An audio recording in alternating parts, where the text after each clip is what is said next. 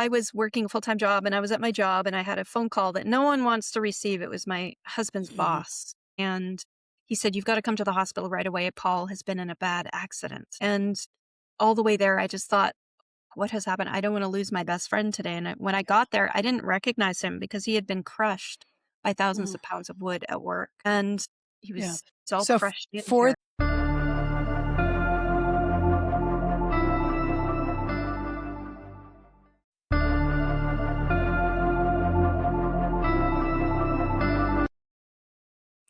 welcome to another episode of Living with FASD, Candid Conversations with Patti Kasper. And today we're doing something just a little bit different. My guest today, Jennifer Henszel, does not have living experience with FASD, and she's not a professional working with FASD.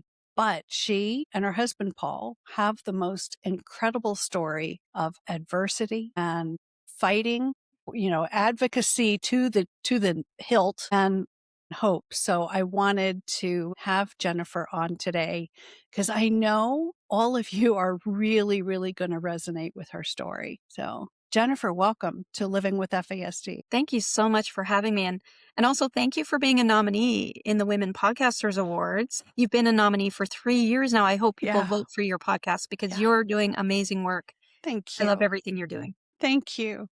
Yeah, it's this has been the honor, really the honor and privilege of my entire career. And I'm not getting paid for it. I got the paycheck with a career, but this podcast, this and writing sip by sip, this is my passion. So, Wonderful. yeah. So I picked up a copy of your husband's book, and I will put that on the screen as well for the audience. For those who are watching it can see what it looks like, make it easier to find on Amazon, but it's called Crushed Alive, a true story of a journey from tragedy to triumph. And Hmm. you guys have really been through the ringer.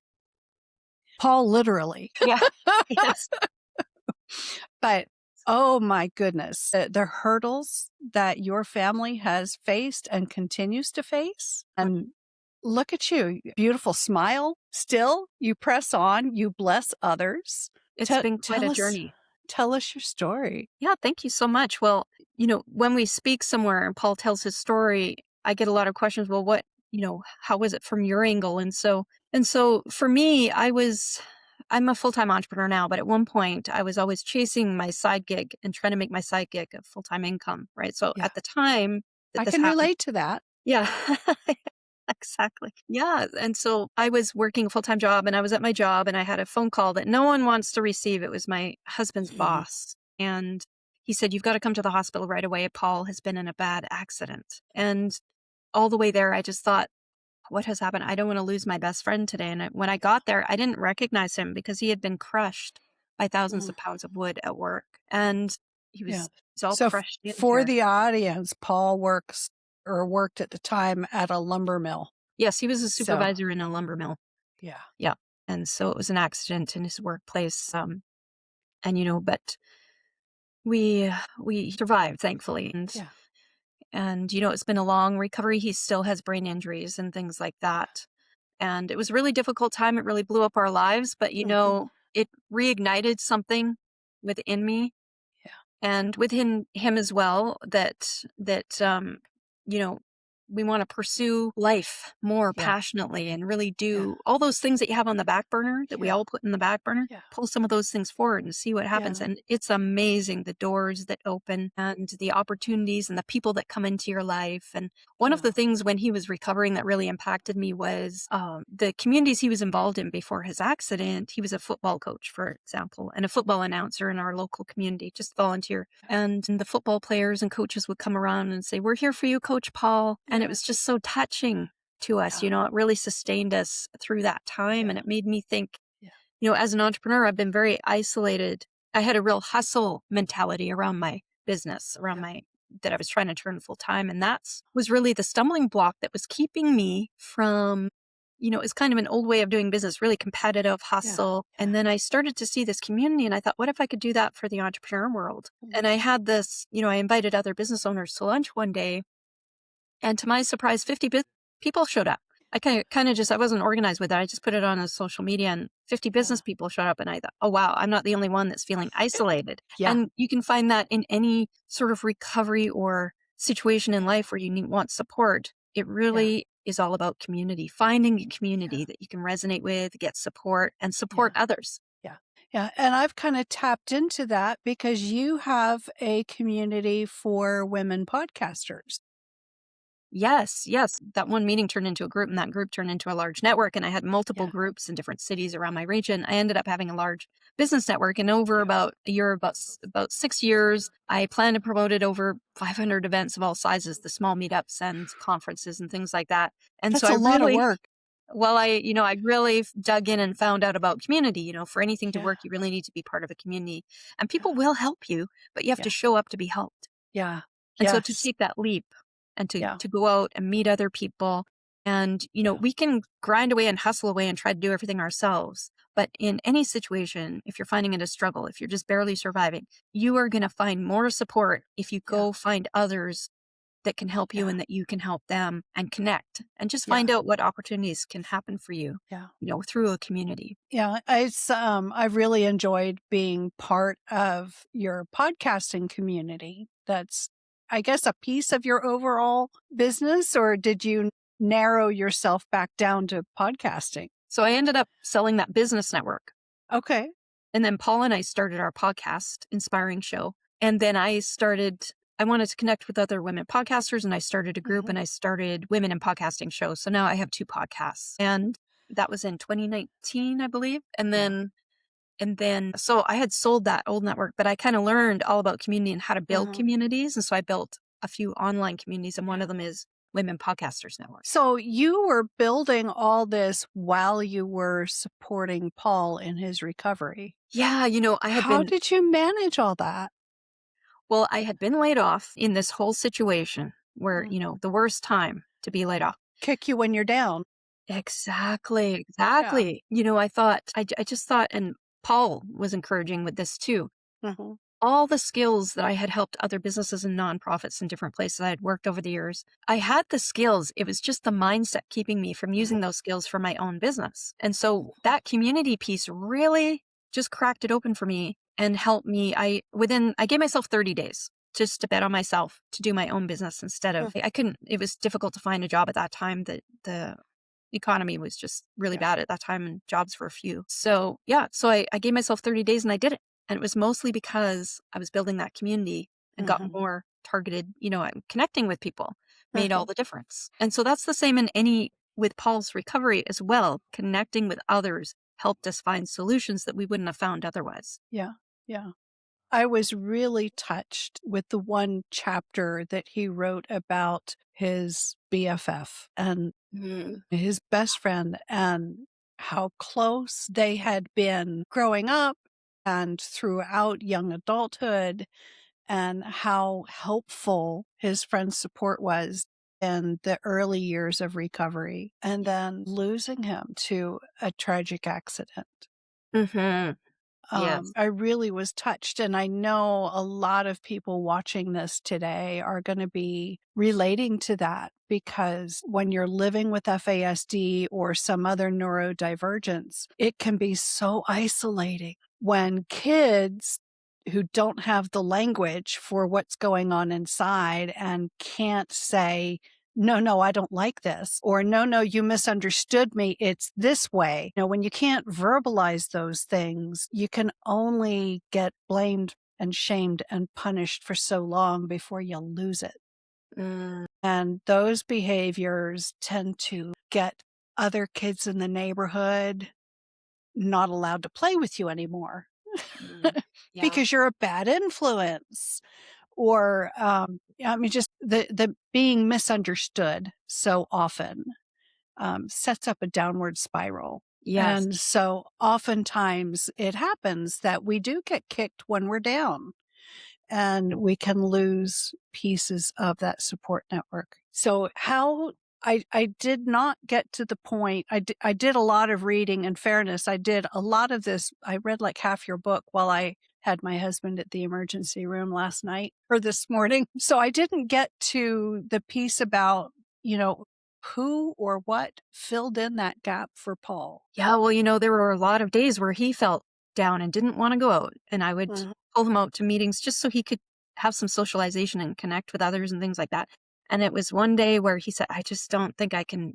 I don't know if I can go out today." And I said, "Well, just come along, just breathe and relax, and Mhm. just try to be around people. You don't have to do anything." And he met someone that day that was running a TED Talk event, and they invited him to be a TED Talk speaker. That is so awesome. And that was a really amazing experience. It chokes Mhm. me up because he had been sort of speaking. We got him into speaking at some of my meetings, and then that led to bigger meetings and bigger Yeah. meetings. And then this was amazing. He got to do a TED Talk about silencing stigma through storytelling. Because when he told his story, when he would Yeah. tell his story, it would inspire others to tell their story.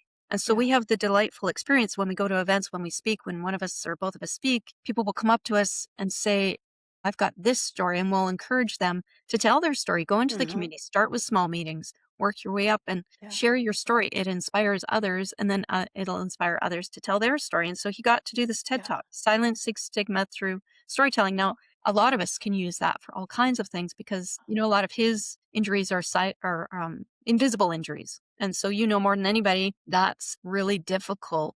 You'll Yeah. get kicked down. People don't realize Yeah. what's going on. And so, Well, yeah, and they usually don't realize that what they are doing would be, in today's lingo, would be called a microaggression, yeah. right? So, Exactly. So, it's really hard to navigate all this stuff. And we very decisively had to stay positive. We mhm. decided to focus. So, we really, telling his story really helped Paul. It was a huge piece of his rehabilitation. And by getting out into the community with the option and the opportunity to tell his story led to a lot of modalities and different things Mhm. that helped us in our journey that we Mhm. wouldn't have known otherwise and connect with people that we wouldn't have been able to meet otherwise. So it's Yeah. been a Can hard journey. can you give an example of that? Yeah, some of the modalities and things like Yeah. that.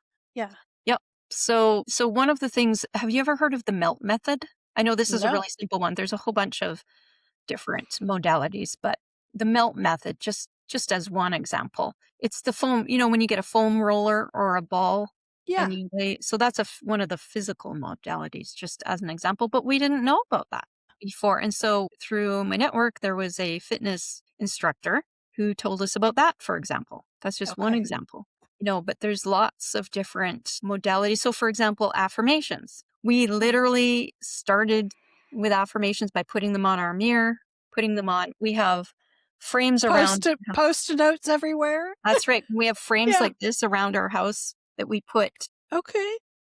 affirmations in and look at them. We have studied a lot of mindset things, manifestation. It's just a different way of keeping things positive instead Mhm. of dwelling on some Yeah. of the battles and things that came up. And you know what I'm talking about with, the different institutions or things that will come at you. So Yeah. he's injured, and these different things would come around to add injury to injury. I mean, it was a Mhm. really tough go, Yeah. but we really decisively tried to stay positive and focus on the future and his story Yeah. rather than, telling his story and Yeah. reaching other people and connecting with other people than getting dragged down by some of that kind of Yeah. stuff. And it's a double-edged sword, because when you do manage to stay positive and upbeat and to put a smile on things and go forward as best you can, then it's easy for others who cannot see the injuries to deny them Yeah. or to say, you're just exaggerating, or it's Hmm. all in your head. Yeah. And it really is gaslighting. But on the Exactly. other hand, if the more we let people in, then it's easier for us to get sucked down into hopelessness. Hmm. So it's a fine line between those two directions. It really is. Yeah, that's absolutely right. That's exactly what we experienced. And so we just kept working at our own personal development with the Mhm. affirmations, meditation and hypnosis. So we would listen to guided meditations, Mhm. gratitude practices, being present Yeah. really helped a lot. Breathing, a lot of Yeah. breathing. The storytelling, of course, was a factor all through a thread through everything. Yeah. And then writing the book was very, very Cathartic. helpful. Yeah, Yeah. very cathartic. Yes. Yeah. Yeah. Yeah. I could, I was impressed that from the very beginning of the book, Paul was able to identify others' reactions to how he was dealing with this tragedy of being Mhm. crushed. The one that really stood out was when the doctor was really taken aback to the point where he had to pause and stare. You can talk, you shouldn't be able to. Yeah. No. Yeah, they said his Um, Adam's apple was crushed, and so it was yeah, amazing. It was quite amazing yeah, that he was even able to yeah, that he survived and that yeah. he because after someone gets crushed, I don't know if you know or if your listeners know, a chemical reaction happens in your body. So even if the crushing itself, because he had multiple fractures and things like that, Mhm. and breaks and things, but there's a chemical reaction that happens in your tissues that can actually kill you I was if it not gets aware too of that. elevated. Yeah, so Yeah. that's what they were watching for, and they were Okay. shocked at the crushing that he withstood, and then that he didn't have this severe or as Yeah. severe as they thought, this chemical Yeah. reaction in his body. Can we share with the audience a little bit, a few more details about that crushing? Because he makes it very plain in the very opening of his book. He had seen a log jam. I mean, we think of log jams, but I mean, literally, that's what he was undoing at the beginning of a run. And Yep. so he had set the brake, turned the conveyors off, Mhm. which was the smart thing to do, but he hadn't gone the extra mile to make sure no one would be able to turn it back on and then set about fixing it.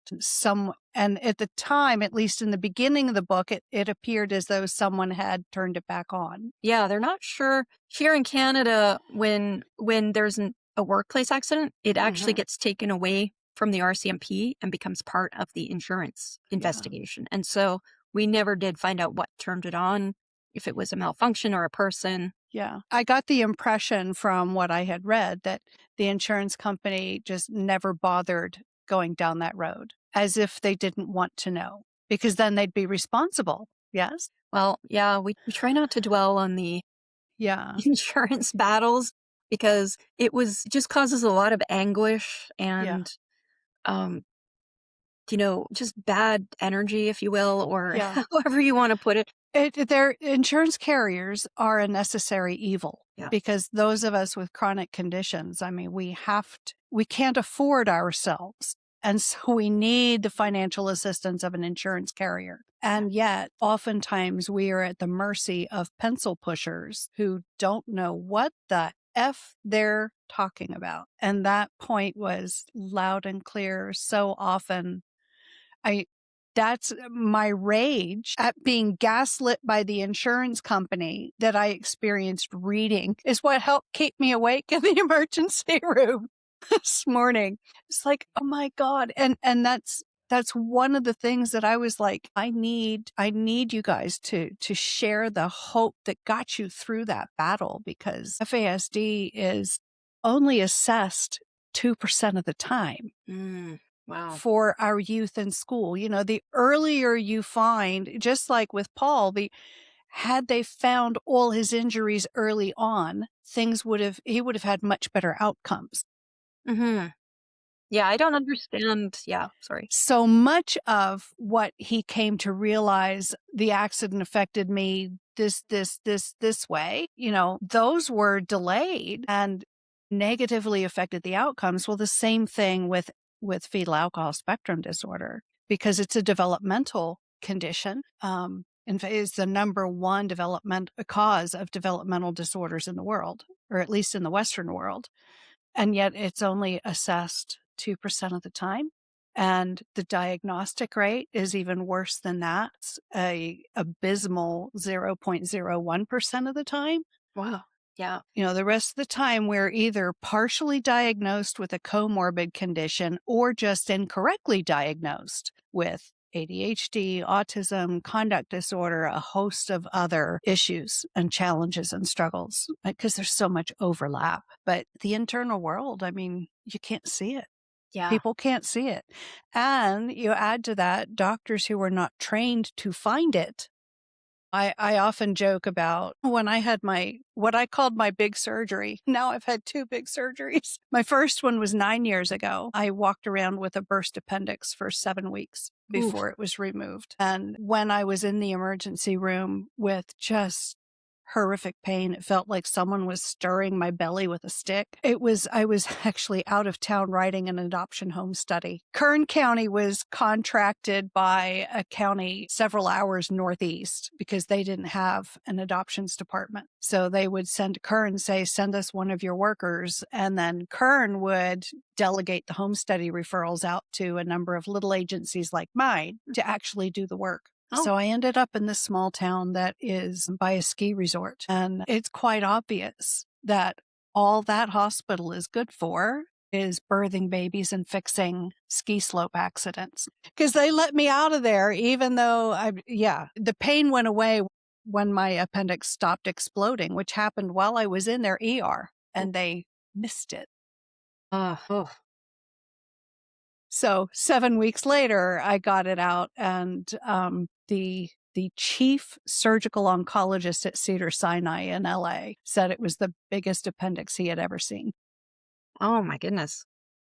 And he was he was at retirement age, so that's saying something. But you learn so much in medical school or surgical school that the amount that you learn in any particular subject is limited unless you're specializing in that subject. Then, of course, it's much more intensive, as it should be.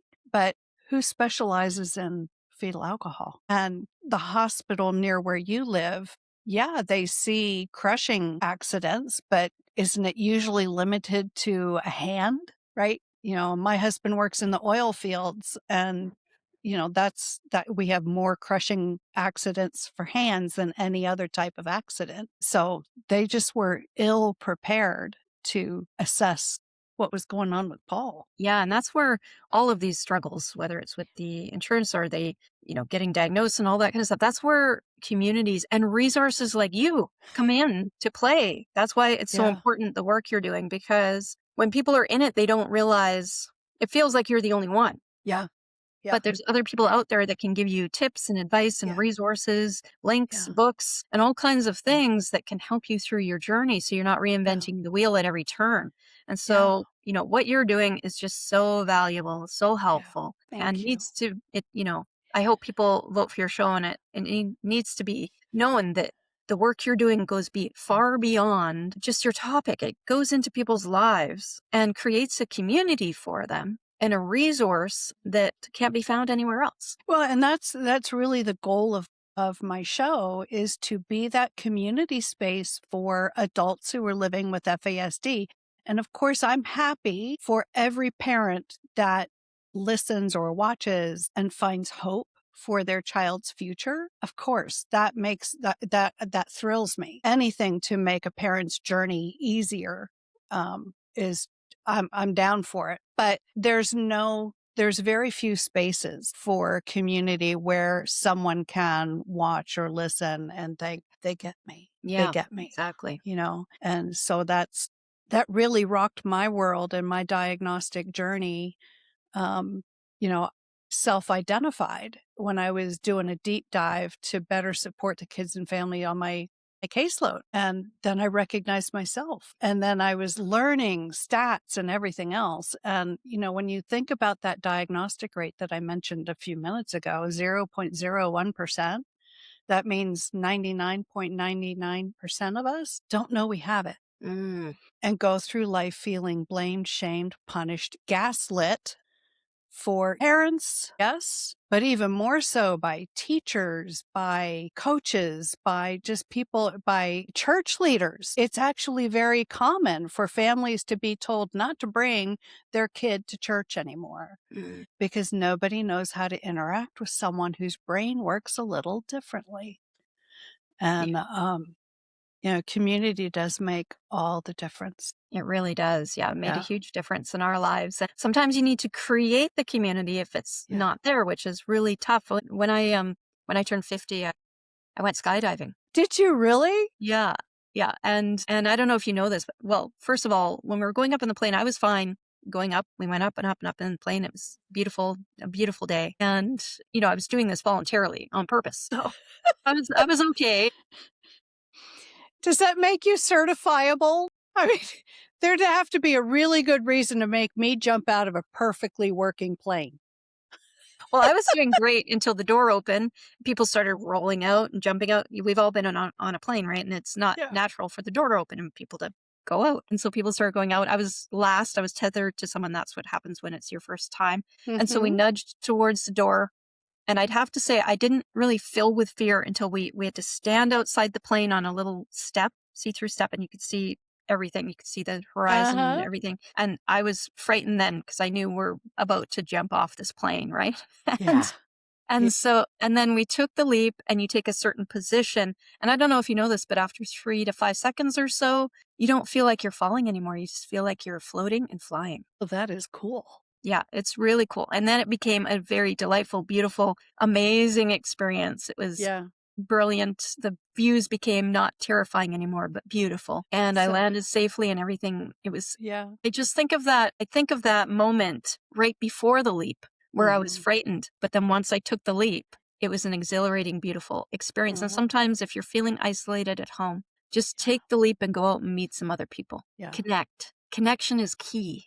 And it's Yeah. the window and the door Yeah. to every resource and thing that you need to bring into your life. Yeah. And there is a lot of stigma, right? That you were talking about stigma earlier. There's so much stigma around FASD Yeah. because, mom did that to you. What's Right. wrong? What's wrong with your mom? Well, she probably didn't know she was pregnant yet. Mhm. By Right. then the damage is done. But I remember after I had self-identified, it was several months later and I was at an FASD conference that was hybrid. Some people were there in person, others were there virtually. And I was in a virtual room with one Justin Shepherd. He did a documentary, 15-minute documentary on, he was a Hollywood producer out of, what's it called? I can't even think of what it was called at the moment. And then one of the other people in the little breakout room was Dr. Ken Jones, who's the one who's credited for discovering FAS. And he was like, we were just going back and forth, back and forth, back and forth, me and Justin on adult diagnosis of FASD and how revolutionary that was. And Ken was like back and forth. It looked like he was watching a tennis match. It was funny. But, I have a couple cute stories on falling out of a plane, right? My mom has always wanted that's one of her bucket list things. And she was bound and determined one year when she was vacationing with us that she was going to jump out of a plane because the town I lived in California has incredible thermals. Mm. So people come from all over the state to skydive in my little Okay. hick town that only has 3 traffic lights Uh, and whose library is only open 2 days a week because it's such a small oh, town. Right? Like 10,000 people. But she wanted to do it so bad. And all I could think of, and you're not allowed to skydive if you have osteoarthritis okay. because you can break all the legs in your bone and all the bones in your leg when you're landing. It's like my brothers would never, ever speak to me again. Yeah. So the one day that we were back from camping before I had to take her down to LA to get her back home again is before she moved in with us. I just kept us too busy so that she would forget about going. But the other story, I met my husband online. I was in Tennessee and he was in California. And we got married. And the first time that he went with me back to Pennsylvania to meet my family, he was so upset because he's ex-military and he had done a lot of jumps into the trees canopy in, places where servicemen shouldn't have been or not acknowledged to have been. And, yeah, he's so uncomfortable with that. And the longer we sat on the runway before we took off, the more upset he was. He got out the camera back when it was, like bigger camcorders, right? and he's zooming in and he's looking at all the rivets Oh, oh to no. make sure they were all tight. He was so stressed out. He's like, I've never flown without a parachute on my back. I Mm, don't like this. I yeah. need a parachute. And I'm like, you need to shut up before you stress out this entire plane and get us kicked off. Oh my goodness, that's funny. Well, not so funny, but I can, yeah. He survived. We made the flight. We had a good vacation, and thank goodness he was not so paranoid on the return trip. Mm. Was that his first flight since being in service? Or one of No, the he first? had flown to Tennessee Mm.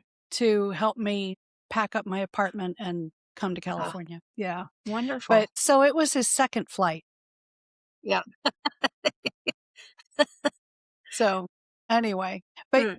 I'm so thankful for just your and Paul's willingness to share the journey that your family has been on and just the hope that you offer.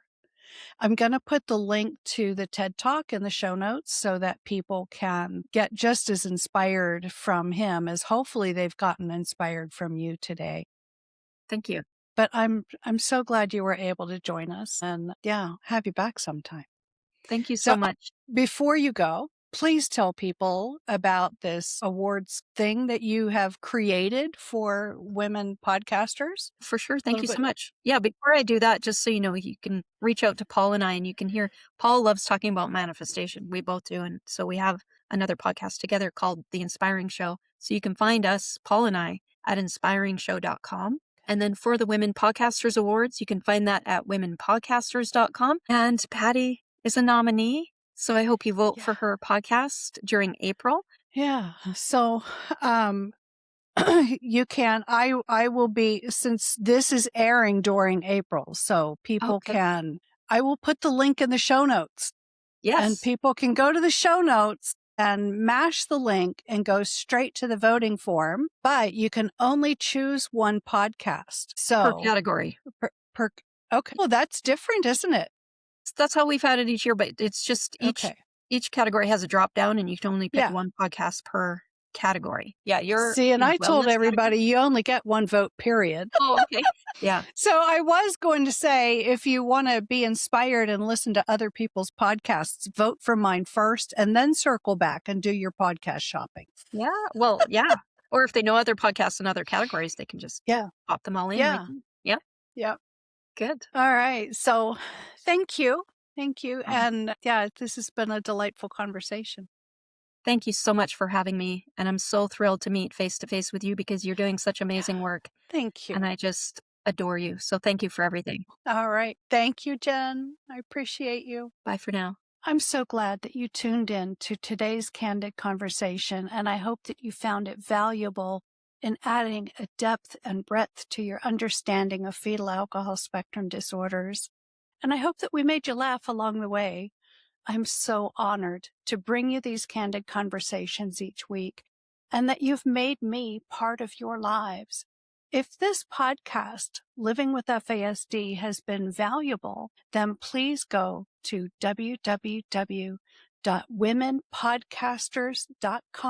www.womenpodcasters.com/awards during the month of April and vote for Living with FASD. And you might see my name as well, Patti Kasper, to win Podcast of the Year in the Women Podcasters competition. Also, you can reach out to me at livingwithfasdpodcast@gmail.com with any topics that you'd like me to cover or guests that you'd like to hear from, or even just to say hello, because I'd love to hear your story. If you want to order a copy of my book, Sip by Sip, Candid Conversations with Adults Living with FASD, the links to order are in the show notes, as is my Calendly link if you'd like to book a complimentary call to discuss any coaching or training needs that you might have through my company, Kasper's FASD Life Coaching and Training LLC. If today's guest has provided contact information, then you're also going to find that in the show notes. Again, I want to thank you for taking time out of your busy day to tune in and watch or listen to this candid conversation, please remember to like, subscribe, and share the podcast, because it's through sharing it that more people discover it and learn about FASD. So have a great week, everybody. That's a wrap. We'll see you again next time on Living with FASD. Bye-bye for now.